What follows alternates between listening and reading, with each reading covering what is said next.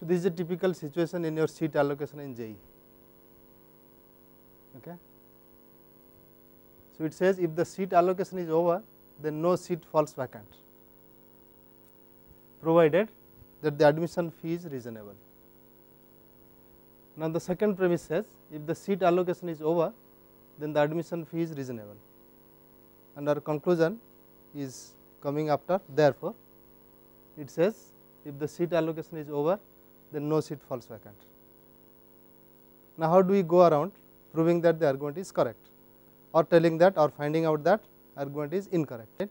So, in general, what we do is think of a world where all the premises are true. Then in such a world, the conclusion must hold true. So, this is about all worlds wherever the premises are true. We have to consider now all such worlds. Okay. So, in terms of our interpretations of propositions, what we find is you think of all those interpretations where the premises are true, they are assigned to be 1, right, all the models of the premises, and you see each of these interpretation is such that it satisfies all the premises at a time. Okay. So, you need to consider here that the set of such premises has a model, not only one sentence, one proposition, but a set of propositions now. Okay. So, first we define what we mean by a set to be satisfiable or having a model. So, suppose sigma is a set of propositions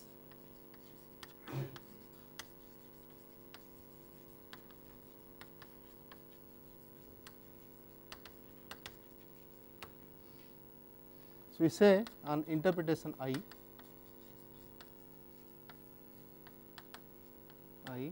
is said to be a model of sigma, and we write it as I satisfies sigma as earlier, when what happens, I satisfies x for each x in sigma.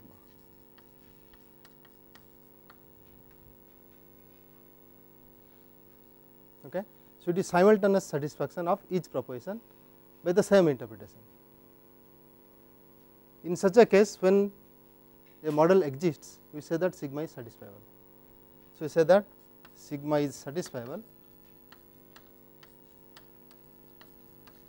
if it has a model.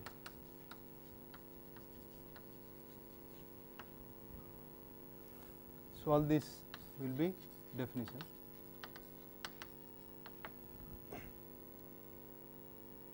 Is it okay? So, now when such a scenario comes, when you have a set of premises and there is a conclusion, you need something else, not only satisfaction of this, but you need that such a model of sigma should also be a model of the conclusion, right.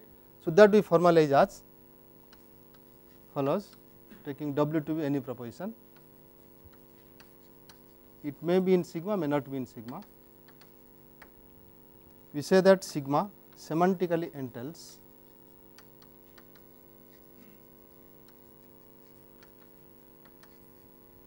W, we write it as sigma entails W if each model of sigma is a model of W.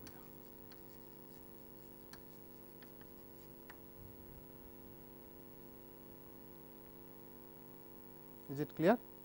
Is it going along with our intuition that imagine a world where all these premises are true, in such a world the conclusion must hold, right. Our worlds are now only interpretations, fine. So, now if such a thing comes, such an argument comes, how are you going to proceed? We have a formal definition now. So, first thing is you have to write it as an entailment, as a consequence. So, now this says, sometimes we omit this semantically adjective, sigma entails W, but sigma entails W means the argument is correct, that is what we are writing cryptically without introducing what is a consequence, right. So, what we do is we again introduce cryptically the notion of consequence. We say that the consequence sigma entails W is valid, to say that sigma entails W, right. So, the adjective the consequence we will say that we do not know till now whether it is valid or not. Once it is valid we can write this way, right. So, it is overloaded in that sense. So, whenever sigma entails W we also read it as the consequence sigma entails W is valid.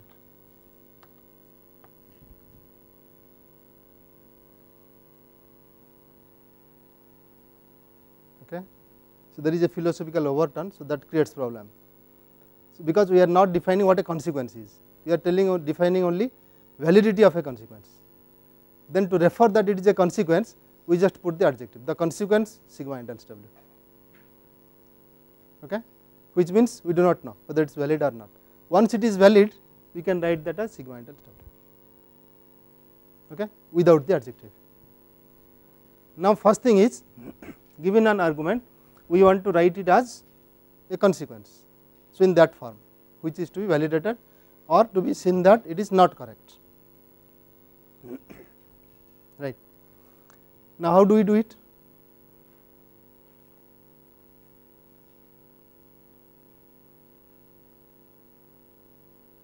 See, mathematicians are basically lazy people, they do not want to take a big expression, they would write a symbol for it, that helps clarifying the concepts. Okay. So, what we do here is first identify the atomic propositions, write them in symbols and then see how we can translate to sigma entails W, fine. So, first thing is we identify that. So, here it is the seat allocation is over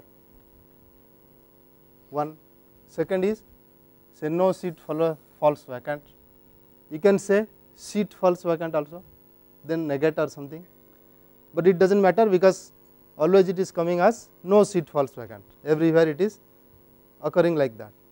So, we can start from the beginning no seat falls vacant. Next the admission fee is reasonable, that is all. Okay. So, let us write them, say P stands for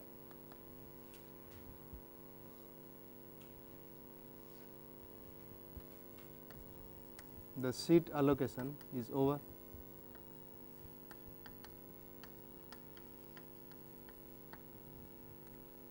next Q stands for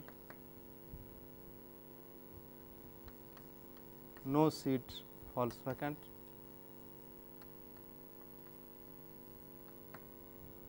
and R stands for the admission fee is reasonable.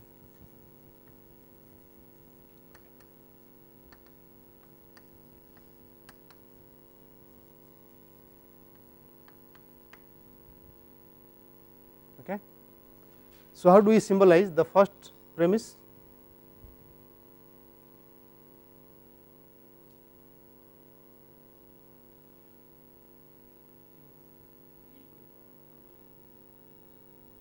If P then Q provided that R,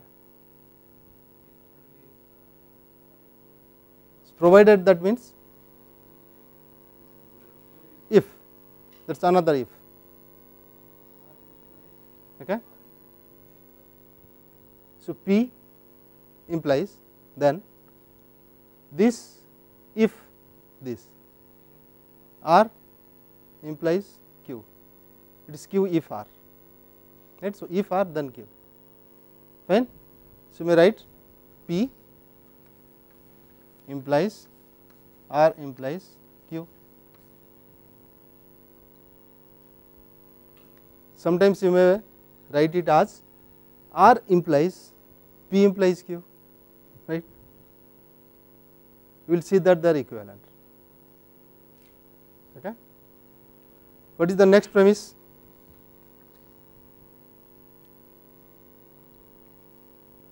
What is the next premise? P implies R.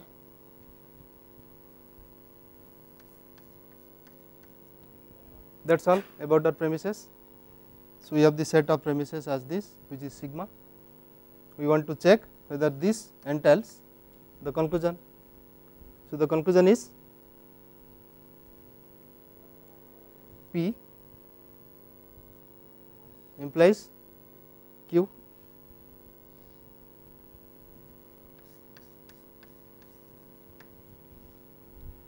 Okay. So, now again we are lazy people, we do not want to write the braces. So, what we do, if it is a finite set, we make it a convention not to write the braces. Okay.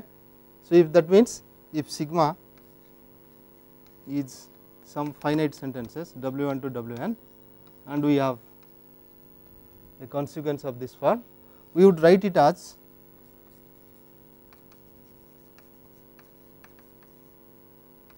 W1 comma to Wn entails W.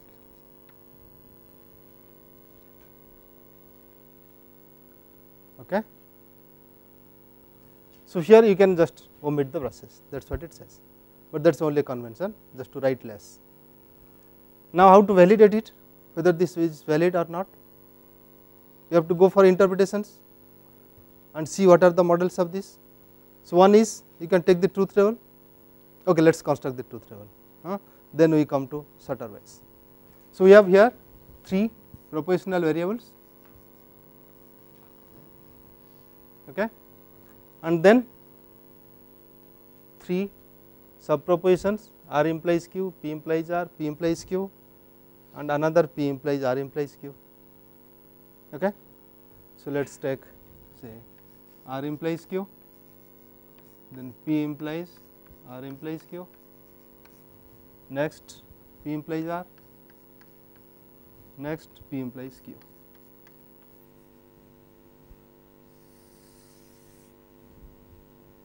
And we construct the interpretations.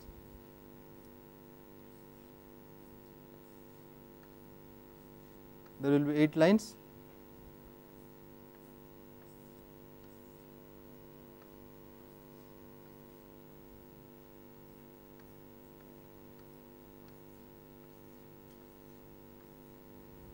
Okay. These are the 8 interpretations. Now, you have to evaluate all these connectives. So, R implies Q, that becomes 0 only when R is 1, Q is 0. So, this case it will be 0, this case also it is 0, nowhere else.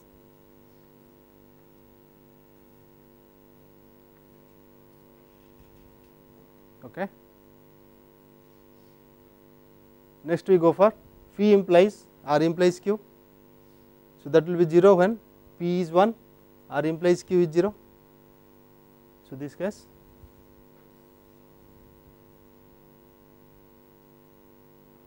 That is all others are 1.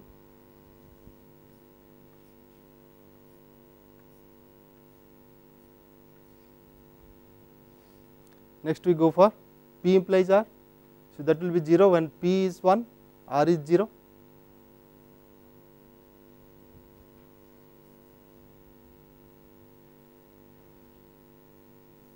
All others 1.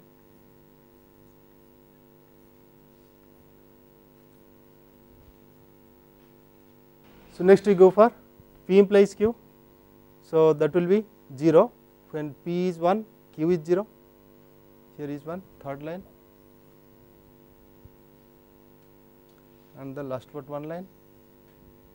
All others are 1.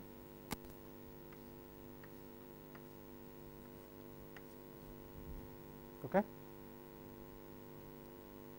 Now, then what we are required to do? Find out all the models of all the propositions simultaneously, right. So, take one interpretation, take one row which satisfies both the premises at the same time, evaluate it to 1. Okay. So, this must be 1, this must be 1. So, this is one interpretation. Next, this is another interpretation. Fourth one is one more. Sixth one, right, then the eighth one, Is it okay? So, let us number them. We say it is 1, 2, 3, 4, 5, 6, 7, 8. Out of this we have 1, 2, 4, 6 and 8. These are the interpretations which satisfy sigma. Now, you have to check whether all these interpretations also satisfy W, the conclusion, fine. So, we do not have to consider the interpretations which are not satisfying at least one of the propositions in sigma. Is that okay? We do not have to consider that. Now, then in the first interpretation P implies Q is 1, right. In the second interpretation P implies Q is 1, in the fourth interpretation P implies Q is 1, in the sixth interpretation P implies Q is 1, in the eighth interpretation P implies Q is 1. So, the requirement is satisfied, right. So, each of these models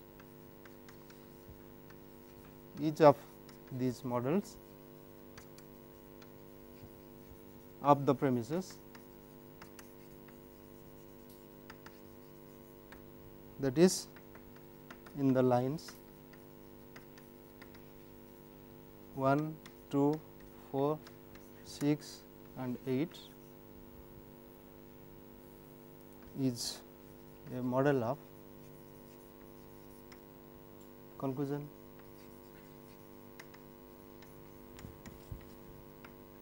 Hence, the consequence is valid.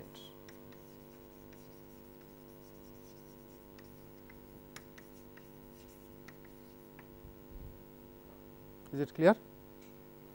Now, we can look at it in a different way. Instead of looking at all the models of the premises, we can try to see where the conclusion is falsified, right. In all those cases, the interpretation must falsify at least one of the premises, right. If that is correct, then also sigma entails W. Is it clear? So, that means here I will be considering all those lines which are not starred. So, that is third, fifth and seventh. In the third one P implies Q is 0, okay, and in the seventh one P implies Q is 0. I do not have to consider the sixth one where it is 1. We take only those where P implies Q is falsified, right. Now, what happens? It can come in certain other scenario that the unstarred ones will have a 0 here, right. So, it is not the starred or unstarred, we have to start from wherever P implies Q is 0.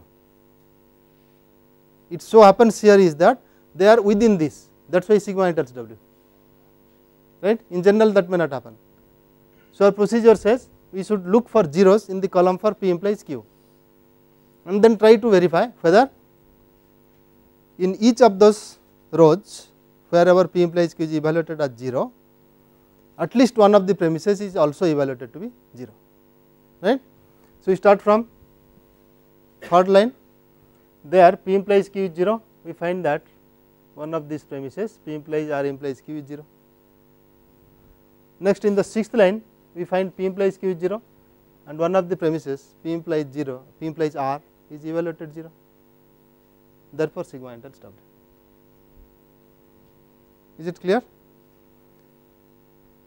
So, that can be going as an alternate definition to this, in fact that follows from the definition. It says if I falsifies W, then I falsifies at least one of the premises in sigma, then you say sigma entails W. Is that clear? Okay. Now, from the definition you can see easily that if sigma is unsatisfiable, what will happen to sigma entails W?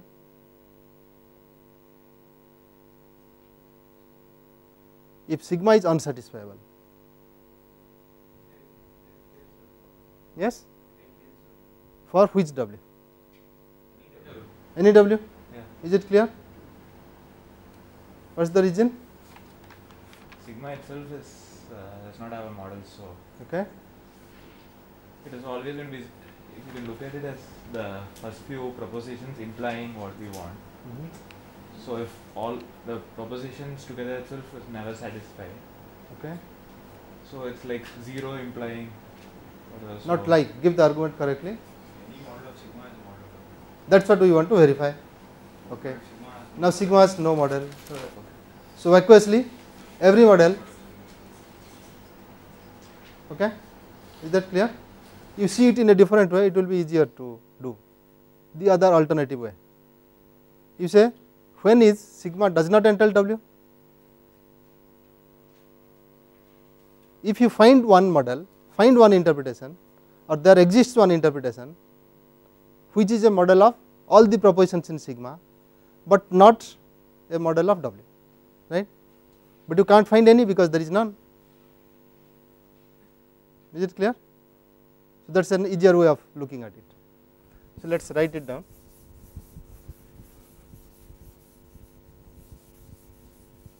So it says if sigma is unsatisfiable,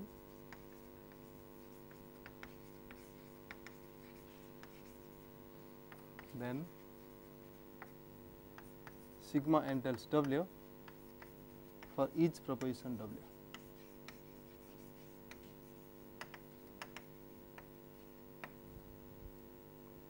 Well, so what is the proposition?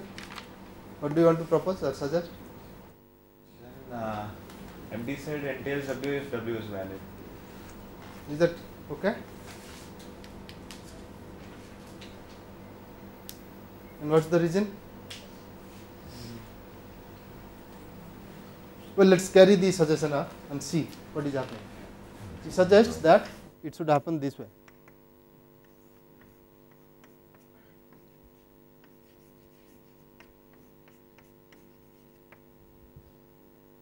So, what is the model of an empty set? I would claim that every interpretation is a model, right? Is it okay? Otherwise, you have to find one interpretation which is not a model of one of the propositions in empty set, but there is none. Is it clear? We can't find a non model of some proposition in empty set, because empty set has no proposition in it. Therefore, every interpretation is a model of it. So, any interpretation satisfies the empty set, fine. So, if this is given that empty set entails W, then any interpretation is also a model of W, therefore, it is valid, right. Conversely, if every interpretation is a model of W, then every such interpretation is also a model of empty set, or you start from any interpretation which is a model of empty set, right. Now, that happens to be a model of W because W is valid, therefore, empty set entails W. Is that clear? In fact, once W is valid, every set will entail W. Is that right? So, you may write this way: if W is valid, then sigma entails W for each set of propositions sigma.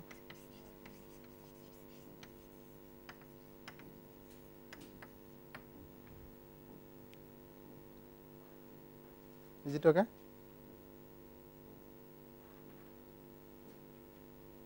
So, one of this is the empty set for the converse of that, fine. This shows why valid propositions are really redundant, they have no information content, because it can be conclusion of any set of propositions, okay. But we will see it in a different way now. Let us say X is a proposition in sigma, okay, it is given, and X is valid, and also sigma entails Y.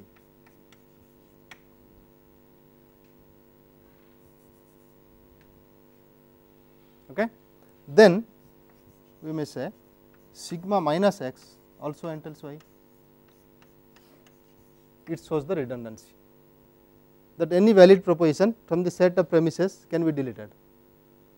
The same conclusion you will get as earlier. Can you see how does it happen? Okay, let us see what is to be done. We are given with x is a member of sigma, x is valid and sigma entails y, anywhere we can use them. Now, suppose you want to prove this sigma minus x entails y, then how to prove this? You have to start with an interpretation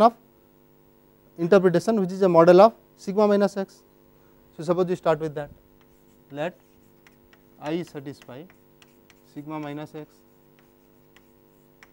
Remember, our aim is to show that sigma minus x entails y, that is I should be a model of y, that is what we want. Okay. Now, look at this I is a model of sigma minus x, but x is valid. So, I is also a model of x, is that okay? Once x is valid, any interpretation is its model. Here is one interpretation I that has to be a model of x. Now, I is a model of sigma minus x, I is a model of x. So, I is a model of sigma, right.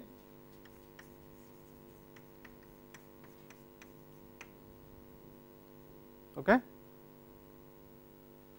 Now, you use this hypothesis, but sigma entails y.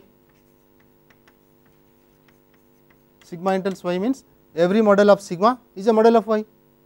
So, I is a model of y, and there we stop. That is what we wanted to show. Every interpretation that is a model of sigma minus x is also a model of y. See, what I propose is this.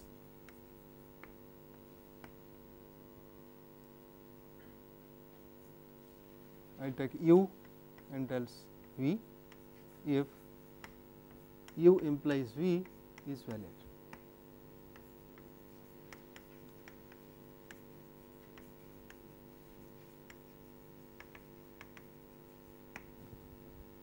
This is the reason we want to be getting interested in validity, though they are redundant, because these entailments can be seen as also valid propositions. Of course, not the same proposition, it is a different proposition, but it can be reduced to checking for validity. Fine. Now, how do we prove this? Suppose we start from this side. Suppose u entails v, we want to show that u implies v is valid, right. So, to show that u implies v is valid, we have to verify taking any interpretation that it is a model of u implies v, right. So, let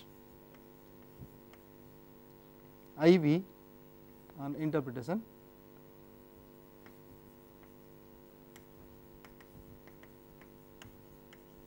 we want to show that I is a model of u implies v. Okay.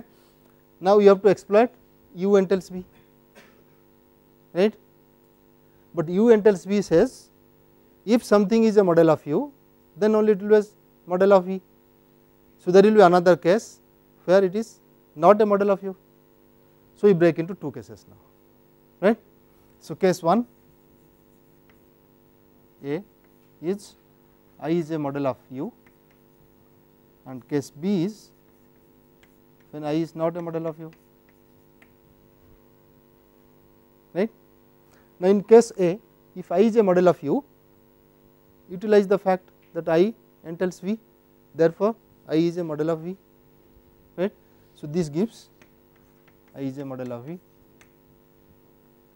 If I is a model of v, then I is a model of u implies v, because u implies v is true when v is true, right. So, this case says I entails u implies v.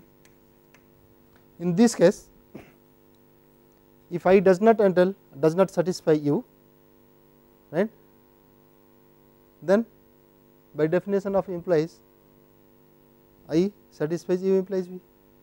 If I of u equal to 0, then I of u implies v is 1, right, whatever be v. So, in this case we directly get I is a model of u implies v. Okay. And that is only one part. If u entails v, then u implies v is valid. What about the converse? It should be easier, because this breaks into two cases, that should give only one case. Okay. So, conversely, suppose you have to start with a model of u and so that it is a model of v. So, using u implies v is valid. Suppose u implies v is valid, let I be a model of u. Our aim is to show I is a model of v. Okay. Now, I of u is 1, I of u implies v is 1, therefore, I of v is 1, nothing to do. Is that okay? That comes from the definition of implication. Okay. It can never be 0, right, or you can go the other way. If I of v equal to 0, then what happens? Then I of u implies v equal to 0, right. This contradicts the validity of u implies v. So, I is a model of v. Once you see there is a connection between entailment and the connective implication, validity of that, then you can connect equivalence with validity, right, because u is equivalent to v means u if and only v is valid, right, and u if and only v can be broken down into two parts, u implies v and v implies u, right. So, you may say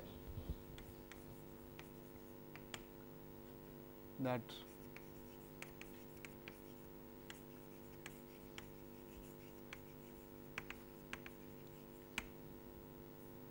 u is equivalent to v if and only if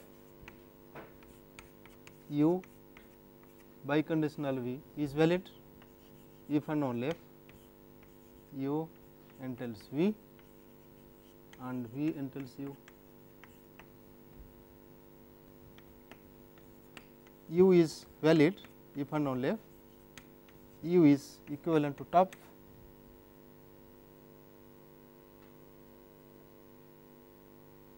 yeah, if and only if top entails u. Now, you are giving only one side, u entails top always, whatever u may be, right. So, only this part is relevant here in this. This is also clear. Once you say u is valid, it means every interpretation evaluates u to 1. So, take any interpretation, you want to show u is equivalent to top, but what is top?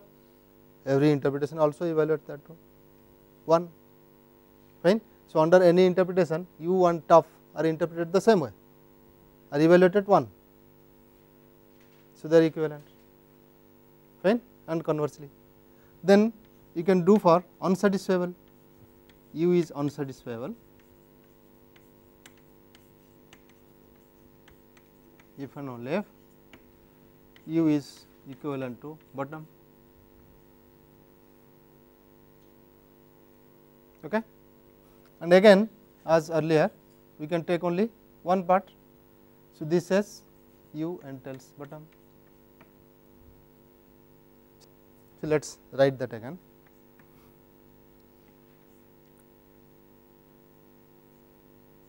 V is valid, then u entails v for each v, each proposition u. and if you say V is unsatisfiable,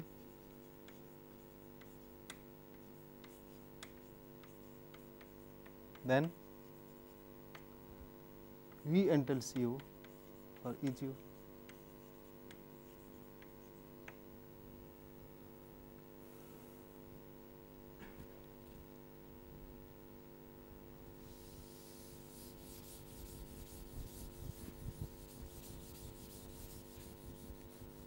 So, now you can utilize all your interpretations and models for finding out various tautologies or valid sentences or even valid consequences.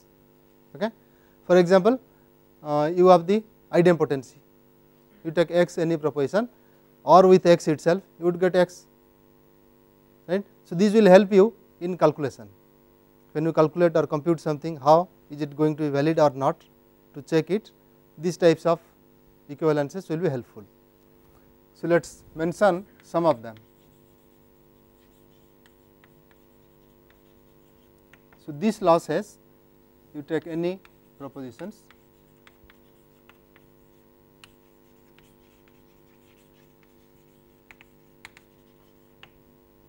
idempotency says x or x is equivalent to x, x and x is equivalent to x.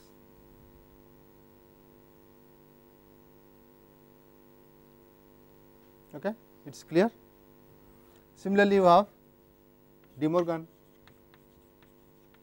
which says not of x or y is equivalent to not x and not y,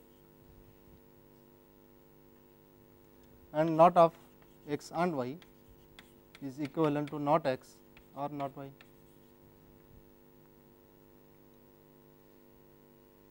Very easy to prove from the truth tables. You have commutativity, which says x or y is equivalent to y or x, x and y equivalent to y and x. Okay. X biconditional y equivalent to y biconditional x, right. Similarly, distributivity,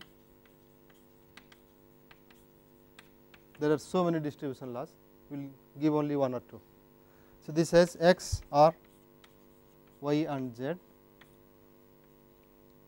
is equivalent to x or y and x or z.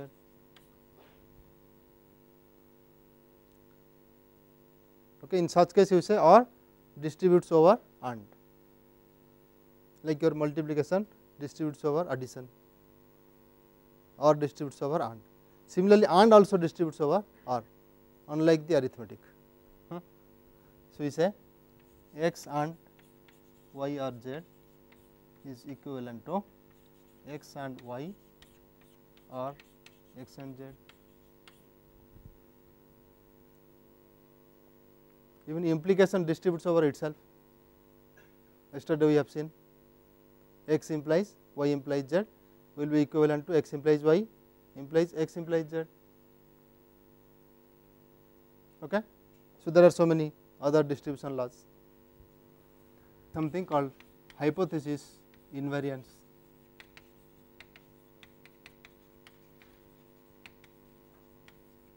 It says x implies y implies x is valid.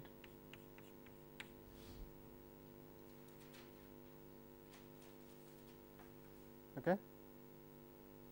And that distribution of implication also you can take as one of the laws. Next we check say law of contradiction,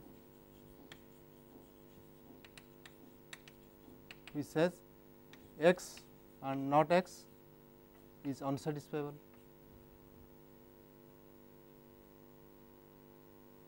Right. And there is one more which does not look like, but we will say why it is called contradiction. It says not x implies y implies not x implies not y implies x. This is valid.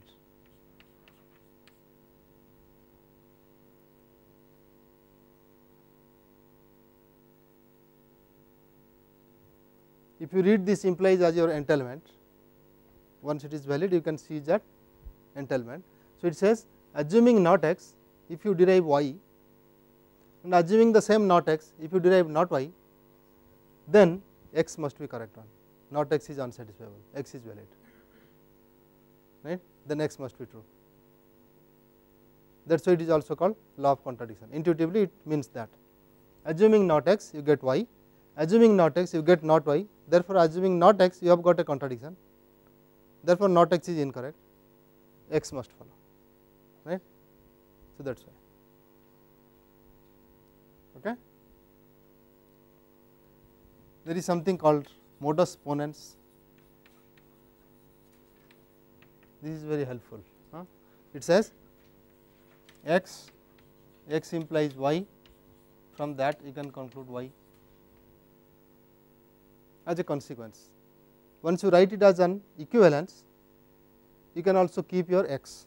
So, that means x and x implies y is equivalent to x and y,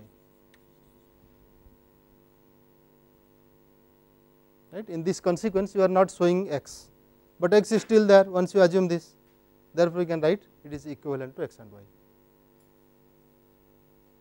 Okay. Then there is something called contraposition,